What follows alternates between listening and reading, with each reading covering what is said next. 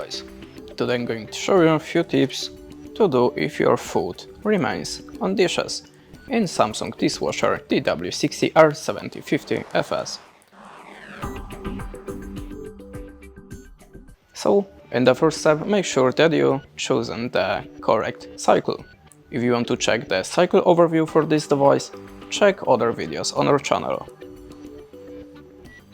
The next reason maybe the filters are clogged, so try to clear your filters. How to do it, of course, you will find on your video. The risk comes also because of the amount of the detergent was used, so make sure that you fill the detergent in the right amount. In the next step, check your water pressure, maybe it's too low.